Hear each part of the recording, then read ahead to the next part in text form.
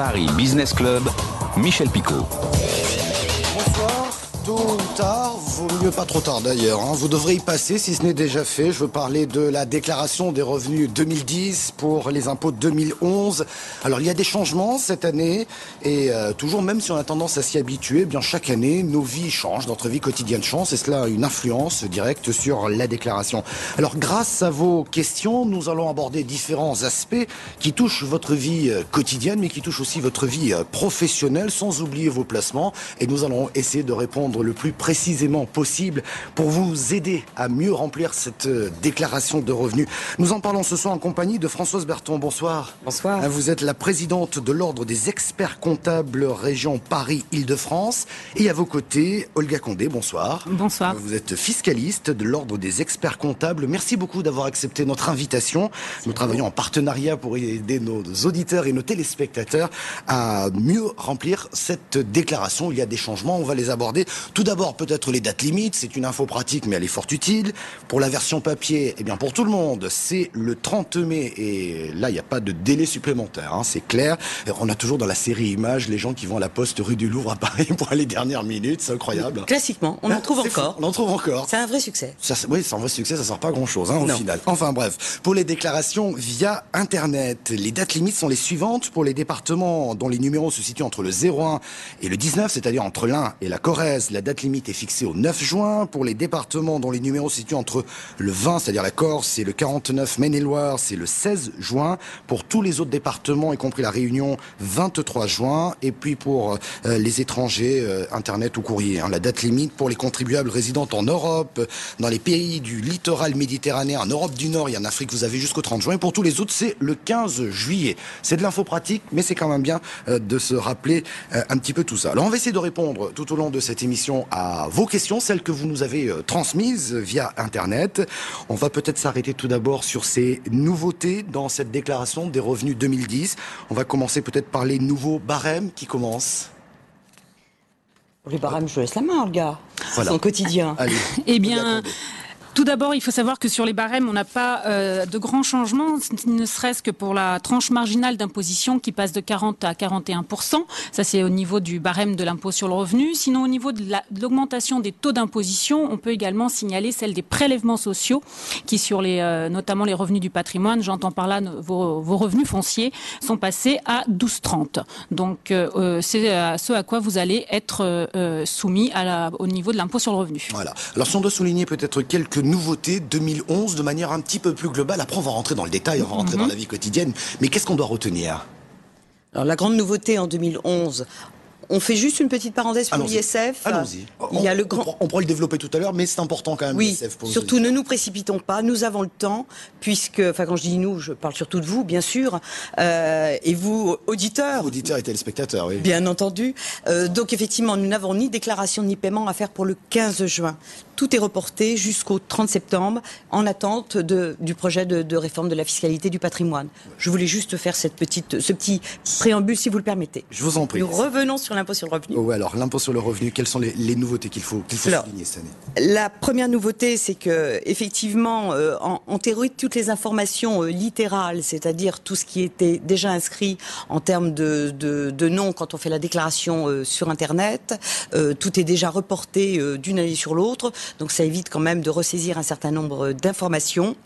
L'autre grande nouveauté va essentiellement concerner le paiement, c'est-à-dire que dès lors que vous avez un impôt qui a pu varier de plus de 10% et qui va varier de plus de 100 €, vous pourrez aller en ligne, modifier vos prélèvements sur vos prélèvements mensuels.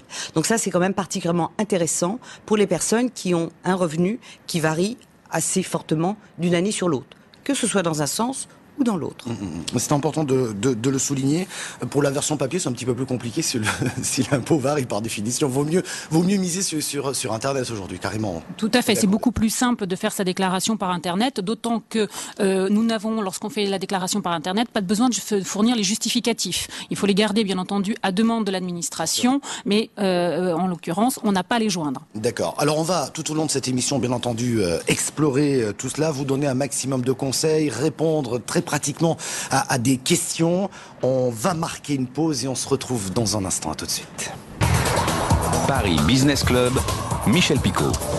Et nous vous aidons aujourd'hui à remplir votre déclaration de revenus 2010 pour les impôts 2011. Nous sommes en compagnie de Françoise Berton, présidente de l'Ordre des experts comptables région Paris-Île-de-France. Et nous sommes avec Olga Condé, fiscaliste de l'Ordre des experts comptables. Alors on va commencer peut-être par une question, j'ai envie de dire presque vie pratique pour mieux comprendre.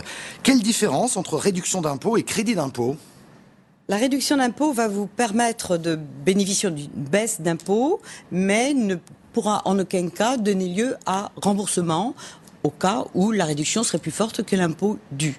Le crédit d'impôt, lui, est restituable en cas de paiement d'impôt insuffisant, si je puis dire. D'accord. C'est la grosse différence. Ouais, alors là, il y a une question qui nous est venue, mais c'est comment réduire mes impôts ? Mais elle est tellement vaste parce qu'il y a tellement de réponses possibles. Ce qu'on va faire, c'est qu'on va aller un petit peu plus loin et en fonction des cas, on va comprendre qu'il y a moyen effectivement de réduire les impôts. Sur la vie quotidienne, par exemple, emploi à domicile, quelles sont les nouvelles mesures ? Eh bien, jusqu'à présent, donc si vous employez un salarié à domicile, vous avez droit à une réduction ou à un crédit d'impôt. Alors je précise bien que vous avez droit à un crédit d'impôt lorsque vous êtes en activité ou que vous êtes demandeur d'emploi, et vous bénéficiez d'une réduction d'impôt si notamment vous êtes retraité.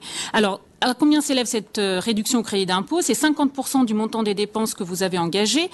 Il y a des plafonds, 12 000 euros dans le cas général. Et ce plafond peut être d'ailleurs porté à 20 000 euros si vous êtes un contribuable invalide. Alors qu'est-ce qui a changé ? Eh bien, il faut justifier de la réalité de votre dépense, c'est-à-dire effectuer. Souvent, ce qui se passait, c'est qu'on avait des forfaits d'heures prépayées et finalement, on embauchait la personne que pour un certain nombre d'heures et on bénéficiait d'un crédit d'impôt ou d'une réduction d'impôt trop importante. Donc aujourd'hui, il va falloir justifier de la réalité de la dépense. Ouais, alors toujours dans le même esprit, puis-je cumuler les avantages fiscaux en employant par exemple une femme de ménage et en même temps une nounou à mon domicile ? Alors, attention, quand vous faites garder vos enfants à domicile, vous bénéficiez de la réduction d'impôt pour emploi d'un salarié à domicile. Les frais de garde d'enfants lorsque vous embauchez une nounou, notamment à l'extérieur du domicile, c'est autre chose. Donc, il faut bien différencier les deux. Soit je fais garder mes enfants à domicile et à ce moment-là, j'ai la réduction ou le crédit d'impôt dont on vient de parler. Soit je fais garder mes enfants à l'extérieur de mon domicile et à ce moment-là, j'ai droit à un crédit d'impôt de 50% dans la limite de 2 300 euros. Mais comme on a évoqué un plafond tout à l'heure, femme de ménage plus nounou à domicile, c'est pas possible. Non, on ne peut pas faut cumuler. Que ce soit clair, on peut pas cumuler. Alors, une dame qui nous dit, j'ai eu un bébé en 2010 et je viens de payer mon deuxième tiers, y a-t-il des chances pour que j'ai un remboursement de mon impôt ? Effectivement, lorsqu'il y a l'arrivée d'un enfant au sein du foyer fiscal, ça vous accorde une demi-part supplémentaire, si ce n'est plus. Mais en l'occurrence, le premier enfant, c'est une demi-part. Et bien entendu, si votre situation financière n'a pas changé par rapport à l'année dernière, il y a des chances que votre impôt soit moindre. Et donc, dans ce cas-là, vous pouvez éventuellement bénéficier d'un remboursement si vous avez déjà trop payé. Alors, on va rester toujours dans l'aspect très pratique. Nos auditeurs téléspectateurs ont vraiment fait les choses. Alors, mon fils étudiant, rattaché à mon foyer, a fait un stage faisant partie de ses études, un stage rémunéré. Que dois-je déclarer ? Rien. Rien ? Rien. Au moins la réponse est claire. Alors, rien, c'est-à-dire lorsque le stage est un stage obligatoire dans le cadre des études et que sa durée est inférieure à 3 mois.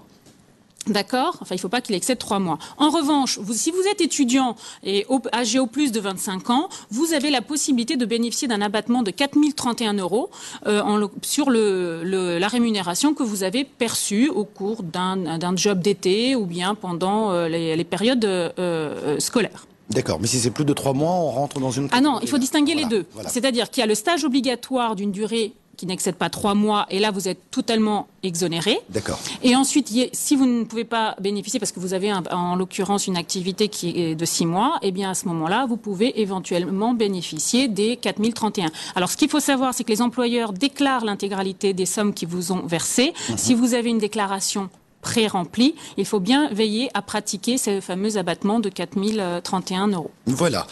J'aimerais savoir comment il faut déclarer les droits d'auteur, pige ou forfait, tiens, ça nous concerne un petit peu, indépendant du salaire de base. Eh bien, tout simplement, les piges, par exemple, sont imposables au même titre que les salaires. Donc, vous les déclarez en même temps que vos autres salaires, si vous en avez. Voilà, tout simplement. Je paie les études de mon fils de 23 ans, depuis 5 ans, pour des montants de 9 000 € par an. Puis-je déduire ses frais de scolarité ?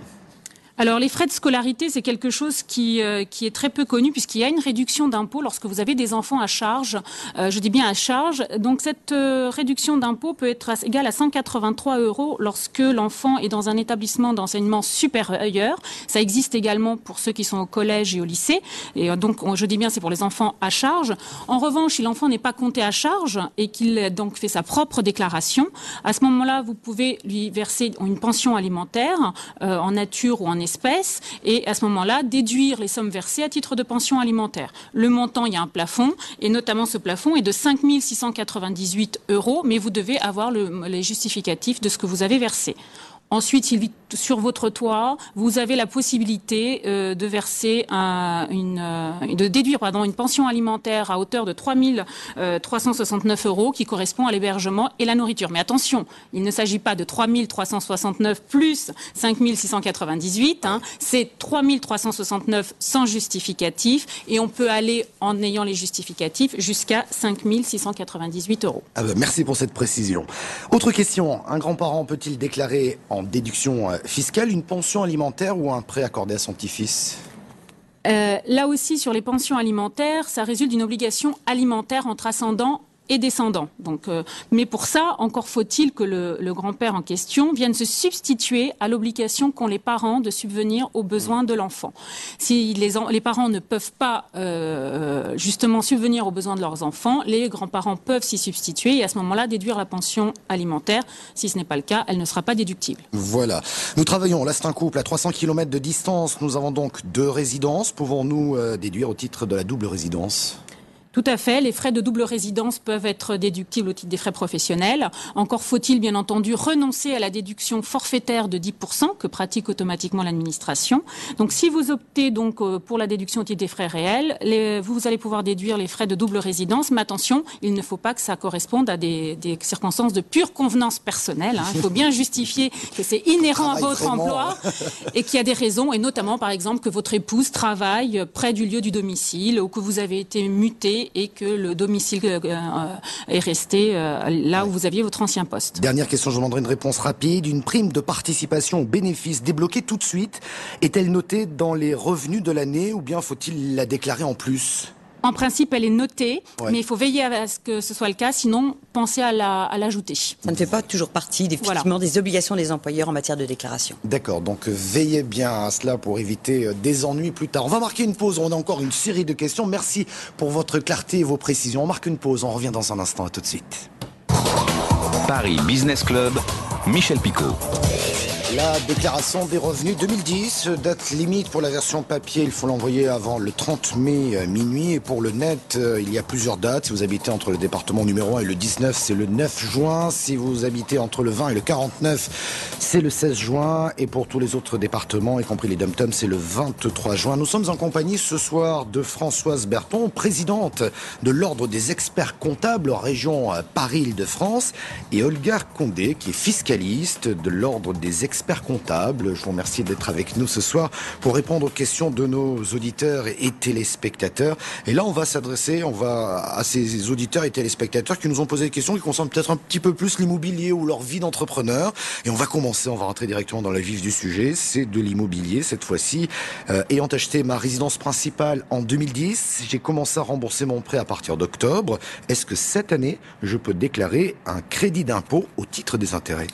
Oui, effectivement. Si vous avez emprunté pour acquérir votre habitation principale, vous bénéficiez d'un crédit d'impôt et vous allez pouvoir en bénéficier pour les mois d'octobre, novembre et décembre. Attention au taux, parce que pour la première annuité, selon que vous avez acheté dans l'ancien ou dans le neuf, et que le neuf soit labellisé BB5, bâtiment basse consommation, vous aurez un crédit d'impôt, un taux de crédit d'impôt différent. Les mensualités, donc le taux du crédit d'impôt pour la première annuité sera ensuite répercuté sur l'année prochaine au titre des 9 mois suivants. Voilà. Autre question. Je suis propriétaire d'un appartement ancien ne bénéficiant d'aucun dispositif de défiscalisation. J'ai réalisé moi-même plusieurs travaux qui rentrent donc dans le cadre des dépenses de réparation, d'entretien et d'amélioration. On demande à ce monsieur visiblement le nom de l'entrepreneur, c'est lui qui a fait les travaux. Alors, il voudrait savoir s'il peut défiscaliser au moins les dépenses engagées pour ces travaux qu'il a effectués lui-même.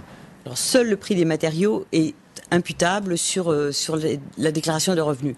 En aucun cas, le travail qui est effectué par l'entrepreneur ne peut être chiffré et inscrit sur la déclaration pour être pris en charge au titre de la déclaration. Voilà, donc j'espère qu'il a gardé toutes les factures, parce que ça c'est important. Généralement, ça doit être un réflexe systématique. Quand on fait ses travaux et qu'on bricole, c'est pas tout le temps. Hein. Parfois, on oublie certaines choses. Bon, j'ai vendu en 2010 une maison d'habitation héritée de mes parents. Que dois-je déclarer ?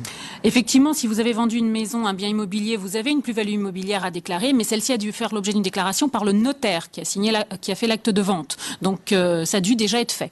Donc là, vous n'avez rien à déclarer. Voilà. Nous avons refait les fenêtres en double vitrage et effectué des travaux d'isolation. Alors j'imagine, ce sont des questions d'auditeurs, mais peut-être ça vous concerne aussi. Hein. Notre enfant, du coup, qui est étudiant, il habite gratuitement dans cet appartement, visiblement, ce petit studio. Puis-je déclarer les frais de travaux pour avoir des crédits d'impôt ? Eh bien, tout ce qui est dépenses en faveur de la qualité environnementale de l'habitation principale ouvre droit à un crédit d'impôt, mais encore faut-il que ce soit votre habitation principale ou bien un bien que vous donnez en location. Là, s'agissant d'un bien occupé gratuitement par votre enfant, vous ne pourrez pas en bénéficier puisque vous en réservez la jouissance. Je viens de reprendre une SARL dont j'ai pris la direction. Je pense que je peux demander à bénéficier d'un crédit d'impôt à ce titre. Pouvez-vous m'indiquer comment faire cette déclaration ? Alors, effectivement, vous avez droit à une réduction d'impôt qui est calculée en fonction des montants de souscription au capital ou d'une augmentation d'une capitale d'une société non cotée. Précision particulièrement importante.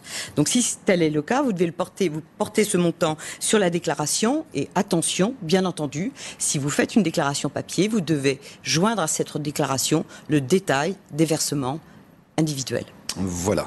Que dois-je faire pour déclarer mes revenus d'auto-entrepreneur soumis à l'impôt ? Alors, soit vous avez opté réellement pour ce qu'on appelle le régime de l'auto-entrepreneuriat et à ce moment-là, le prélèvement est déjà opéré, soit effectivement, vous n'avez pas opté expressément pour ce régime, vous êtes dans ce cas dans le cadre de la micro-entreprise et vous déclarez l'ensemble de votre revenu, le montant brut, et c'est l'administration qui calculera automatiquement l'abattement. Alors vous avez un peu répondu à la prochaine question, parce que justement, je suis en micro-entreprise, je déclare mes revenus, mais pour les dépenses, dois-je les soustraire du revenu ? Non, alors surtout pas. C'est un abattement forfaitaire, suivant si vous vendez des marchandises ou si vous êtes prestataire. Et donc, j'insiste bien, c'est le montant brut qui doit figurer sur une déclaration complémentaire qui s'appelle la numéro 2042C. 2042C. En 2010, j'ai vendu des actions, j'ai perçu une plus-value.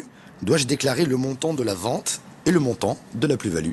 Eh bien, tout cela dépend du montant annuel des cessions. Et pour 2010, si le montant annuel des cessions n'excédait pas 25 830 €, eh bien, pour le calcul de l'impôt sur le revenu, vous n'avez rien à déclarer. Mais attention, vous devez déclarer cette somme pour le calcul des prélèvements sociaux, puisque depuis le 1er janvier 2010, les plus-values sur titres sont taxées dès le 1er euro aux prélèvements sociaux. Oui. J'ai investi dans une PME, j'aime beaucoup cette question, en 2007, et j'ai oublié dans ma déclaration de réduire de 25% la somme investie de mes impôts, puis-je répercuter cette somme sur les impôts de cette année ? Alors là, je crois que, tant pis, hein, pas de recours possible. Hein, c'est tout à fait ça. Hein. Malheureusement, il y a... C'est dur là quand même, mais bon. En l'occurrence, l'action est prescrite. Hein, on ne peut plus rien faire. Il aurait fallu faire une rectificative, mais malheureusement, ce n'est plus possible. Voilà. Alors, on va parler dans un instant d'investir dans les PME, les changements, mais là, je pense qu'il y a quand même... On va le détailler, on n'a plus beaucoup de temps. Juste, il nous reste une cinquantaine de secondes. On voit quand même que c'est quand même un peu complexe. Quoi qu'on en dise, c'est quand même un travail minutieux. Si vous aviez un ou deux conseils comme ça, qu'est-ce qu'il faut prendre en compte, qu'est-ce qu'il faut pas oublier, mais de manière un petit peu, parce que c'est un petit peu votre métier, puis vous nous faites bien voir que cette année, beaucoup de choses ont changé également. Qui répond ? Non, alors effectivement, il faut être conscient que l'investissement dans les PME, donc par la souscription au capital ou à une augmentation de capital, c'est effectivement primordial, puisque n'oublions pas que la PME, la TPE, c'est quand même le tissu économique français. Ouais. Donc c'est pour ça que nous, experts comptables, sommes très attentifs à essayer de pousser nos clients à investir, mais parfois même des sommes qui peuvent être modique, si je peux employer ce terme, et c'est très, très important de pouvoir effectivement pratiquer ce genre d'opération. Alors Olga va compléter en matière de pourcentage. Je dirais qu'il ne faut pas oublier que certaines dépenses qu'on réalise au quotidien et qu'on oublie souvent de prendre en compte, notamment dans le cadre de l'emploi d'un salarié à domicile, vous avez on parlait tout à l'heure de plafond, eh bien vous avez un plafond notamment pour de l'assistance informatique et Internet, 1 000 € par an et par foyer fiscal, notamment lorsqu'on vous change, je dirais, votre box Internet, eh bien si quelqu'un vient, vous avez le droit à un crédit ou réduction d'impôt là-dessus. Ouais. Voilà, par exemple. Ça, c'était bon à savoir. Dans un instant, on va encore poser quelques questions, puis on essaiera de parler un petit peu plus dans le détail, effectivement, de l'investissement dans les PME, parce que c'est important, et j'imagine que ça vous touche particulièrement chez les experts comptables. On marque une nouvelle pause dans cette émission. À tout de suite. Paris Business Club, Michel Picot. De retour sur le plateau de Paris Business Club pour une émission spéciale déclaration de revenus. Nous sommes en compagnie de Françoise Berton, présidente de l'Ordre des experts comptables région Paris-Île-de-France, et de Olga Condé, qui est fiscaliste donc de l'Ordre des experts comptables. Alors, merci de répondre très clairement à l'ensemble de nos questions. On va en aborder une qui vous tient à cœur, vous, les experts comptables, j'imagine, puisqu'on va parler des PME, investir dans les PME. Est-ce qu'il y a des changements importants qu'il faut souligner? Parce que c'est important, mine de rien, d'investir et de continuer à investir dans ces entreprises. Effectivement, et on ne pourrait que vous y encourager. Il y a eu effectivement des aménagements qui ont été instaurés cette année, suivant si on a souscrit au capital de ces PME avant le 13 octobre ou après le 13 octobre 2010. Donc, s'il s'agit de souscription après le 13 octobre 2010 et que cela touche des investissements dans des sociétés d'activité immobilière, de gestion financière, disons de ce type, effectivement, à ce moment-là, le dispositif ne prévoit plus de réduction d'impôt dans ce cadre. En revanche, une petite parenthèse pour les sociétés qui font de la production d'énergie en photovoltaïque. Là, la date fatidique était plutôt située au 29 septembre 2010, donc plus de réduction d'impôt pour les sociétés de production d'énergie photovoltaïque depuis le 29 septembre 2010. Olga ? Nous sommes d'accord ? Nous sommes d'accord. Ouais. Alors, il y a quand même quelques points de vigilance, vous venez de les évoquer, mais il faut quand même continuer à investir dans ces entreprises-là, elles en ont vraiment besoin, quoi. Elles en ont complètement besoin. Le financement des TPE est une chose qui nous tient très à cœur, nous, experts comptables. Ouais, j'imagine bien. Il nous reste à peu près 2 minutes 30. Donc, pour l'ISF, on l'a évoqué au tout début de cette émission, mais si vous venez de la prendre en cours, sachez que pour le 15 juin, vous êtes tranquille, c'est reporté fin septembre, tout simplement parce que les différentes mesures qui ont été présentées en Conseil des ministres, je crois que c'était le 11 mai dernier, vont passer au Parlement en courant juin, et que donc on n'a pas encore toutes les informations. On sait que ça devrait changer un tout petit peu quand même pour ce qui concerne l'ISF. Oui, tout à fait. En matière d'ISF, en fait, c'est surtout le seuil d'imposition qui va changer. On passe quand même de 800 000 € à 1 300 000 €, ce qui fait que les contribuables dont le patrimoine est inférieur à cette valeur-là, dès à présent, n'auront pas d'ISF à payer. Donc, ils n'auront même pas de déclaration à faire. Ensuite, les tranches vont également changer, mais ce sera uniquement pour 2012. C'est-à-dire que nous en aurons plus que deux taux d'imposition, 0,25 de 1,3 million jusqu'à 3 millions et au-delà de 3 millions, 0,5. Donc alors qu'aujourd'hui nous avons 6 taux. Ouais, ça sera plus simple pour une fois qu'on arrive à trouver un peu de simplicité dans ce monde de la fiscalité.